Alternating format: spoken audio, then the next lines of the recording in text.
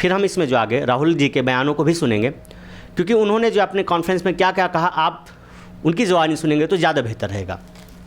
ये कोई एक राज्य की बात नहीं है, कर्नाटका के बाद महाराष्ट्र का भी नंबर है। मतलब यह जो रिसर्च उन्होंने कर्नाटका में करवाई, या खाली एक अकेले राज्य की बात नहीं है कि यहाँ से जो है उनके सपोर्टरों के, उनके वोटरों के नाम जो है वोटर लिस्ट से काटे जा रहे हैं। ये खाली कर्नाटका की बात नहीं है। उन्होंने जो है महाराष्ट्र में इस चीज़ का भी इन्वेस्टिगेशंस करवाया और पाया कि महाराष्ट्र में भी जो है धड़ल्ले से उनके सपोर्टरों के, उनके वोटरों के जो है नाम वोटर लिस्ट से काटे जा रहे हैं। यह कौन करवा रहा है?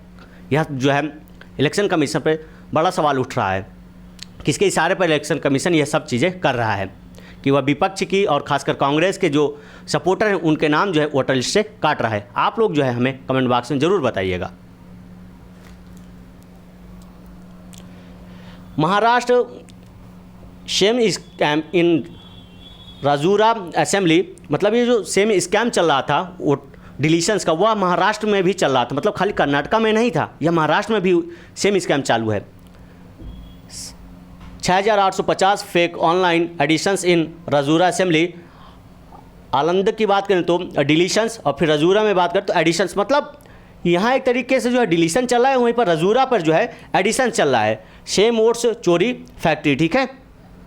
ये जो सारे रिसोर्स हैं ये राहुल गांधी जी के जो है प्रेस कॉन्फ्रेंस से ली गई हैं, ठीक है।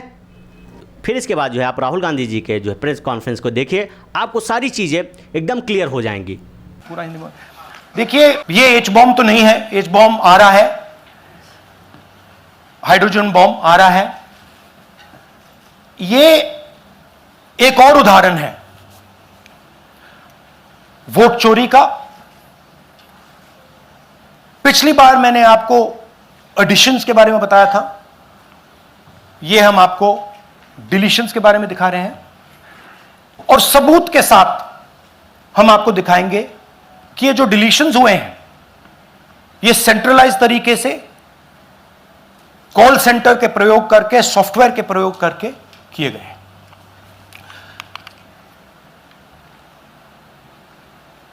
हमारे पास इस प्रेजेंटेशन में जो मैंने आपको अभी दिखाया 100% सबूत है, प्रूफ है कि ज्ञानेश कुमार जी हिंदुस्तान के चीफ इलेक्शन कमिश्नर वोट चोरों की रक्षा कर रहे हैं, और यह मैं आपको अभी दिखाने जा रहा हूं।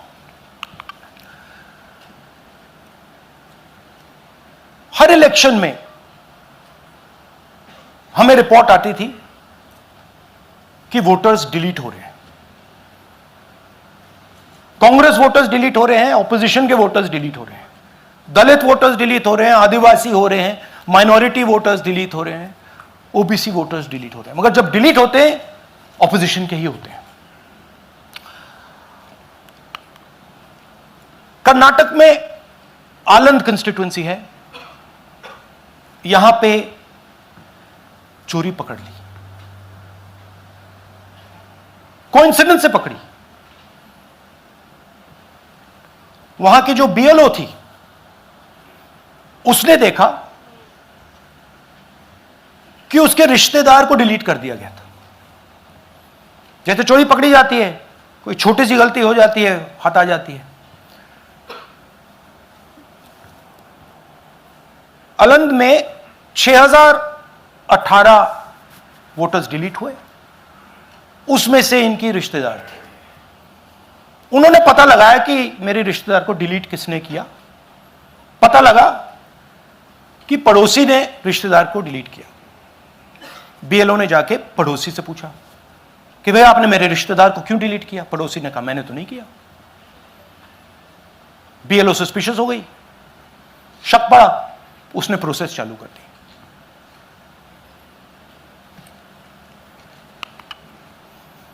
पता क्या लगा कि कोई ना कोई,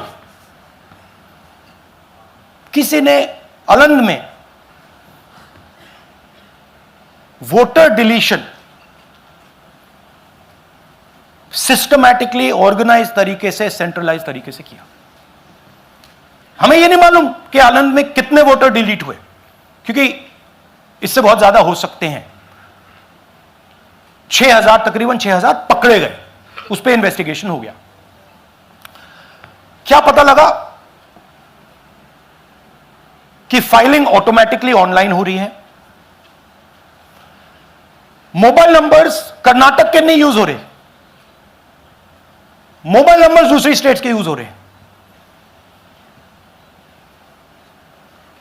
इनफैक्ट कर्नाटक के नंबर थे ही नहीं उसमें। मतलब आप दिल्ली में बैठे डिलीट कर रहे हो, आपका नंबर तमिलनाडु का है। आप गुड़गांव में डिलीट कर रहे हो, आपका नंबर झारखंड का है। और जब हम चेक कर रहे हैं कि भैया आपका नंबर है, तो आपका नंबर है ही नहीं, किसी और का नंबर है। और टारगेट करके कांग्रेस वोटर्स को डिलीट किया गया। ये गोदाबाई जी हैं, इनके नाम पर 12 वोटर्स डिलीट किए गए। इनको मालूम ही नहीं, इनको पता ही नहीं कि इन्होंने 12 वोटर्स डिलीट किए। दिखाइए जरा। ಇಲೆಕ್ಷನ್ ಟೈಮ್ ಈಗ ये इनका वीडियो है। ನಾ ಅರ್ಜಿ ಹಾಕಿಲ್ಲ, ನನಗೆ ಅದಕ್ಕೆ ಸಂಬಂಧ ಇಲ್ಲ। ಅದು ಯಾರು ಹೊಟ್ಟಿ ಕಿಚ್ಚಿಗೆ ಯಾರು ಏನ ಹಾಕ್ಯಾರ ಅನ್ನೋದು ನನಗೆ ಗೊತ್ತಾಗಿಲ್ಲ। तो इनको आइडिया नहीं है कि इन्होंने वोटर्स डिलीट कर दिए।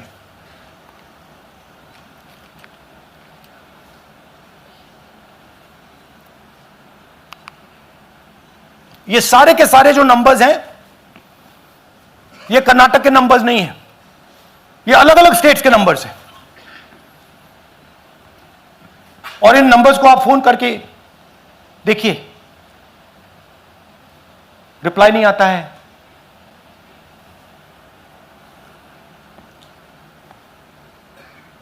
तो सवाल यह है कि किसके नंबर्स हैं, ये किसने ऑपरेट किए, जब इन्होंने ऑपरेट किए ये कहां थे,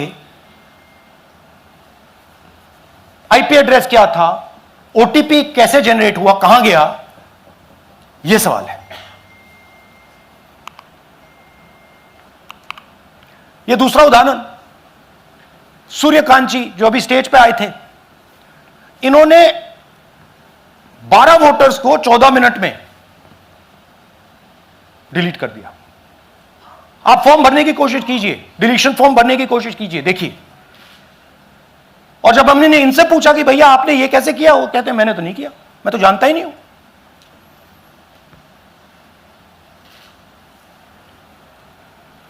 बबीता चौधरी जी का इन्होंने एक नाम डिलीट किया, यहां खड़ी हैं बबीता जी, यहां हैं सूर्यकांत जी, यहां हैं, आ जाइए जरा स्टेज पे, एक सेकंड आ जाइए।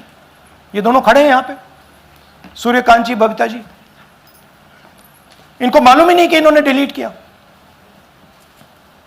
Thank you. नागराज जी, इन्होंने 2 एप्लीकेशन 36 सेकंड में फाइल कर दी है। और मजे की बात देखिए, ये 4 बजे सुबह उठ के फाइल कर रहे हैं। पता नहीं क्या हुआ, 4 बजे सुबह कहा कि भैया मैं 2 वोटर को डिलीट करूंगा, और कितने 36 सेकंड में डिलीट कर दिए, फिर सो गए।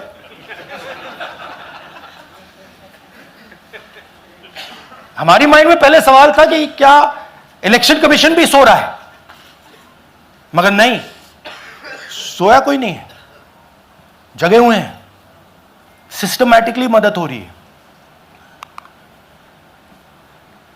यह देखिए दूसरी बात, जो भी डिलीट कर रहा है वोटर लिस्ट में उसका सीरियल नंबर 1 है।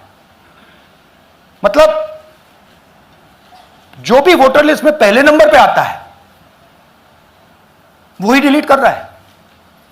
5वें नंबर वाला, 7वें नंबर वाला, 10वें वाला कोई नहीं कर रहा। तो हो क्या रहा है, सॉफ्टवेयर से यह काम किया जा रहा है। सॉफ्टवेयर प्रोग्राम कह रहा है पहला नाम निकालो और इसका प्रयोग करके डिलीट करो। टारगेटेड डिलीशंस हो रहे हैं। कांग्रेस पार्टी पर आनंद में अटैक किया। टॉप 10 बूथ्स जहां सबसे ज्यादा कांग्रेस की स्ट्रेंथ थी वहां टारगेट किया। और 2018 में पिछले इलेक्शन में 10 में से 8 बूथ कांग्रेस पार्टी जीती थी, और इन 8 में से इन्होंने 6000 लोग उड़ाने की कोशिश की। ये कोइंसिडेंस नहीं था, ये प्लान था, और ये सेंट्रलाइज तरीके से किया जा रहा है। अब मैंने बहुत बड़ी बात बोली, चीफ इलेक्शन कमीशन के बारे में मैंने बोला कि यह व्यक्ति वोट चोरों की रक्षा कर रहा है। जो भी मैं यहां बोल रहा हूं 100% प्रूफ के साथ, सबूत के साथ बोल रहा हूं। और मैं अभी आपको दिखाना चाहता हूं कि मैं ये शब्द क्यों बोल रहा हूं और किस बेसिस पे बोल रहा हूं। आपको अपनी आंखों से ये दिखेगा। कर्नाटका सीआईडी ने केस चालू किया कि ये वोटर कौन है, ये फोन किसके हैं, ये आईपी एड्रेस क्या है, ओटीपी कहां गया, इन चीजों के बारे में इन्वेस्टिगेशन शुरू होती है। कर्नाटक सीआईडी ने हिंदुस्तान के इलेक्शन कमीशन को 18 चिट्ठियां लिखी हैं।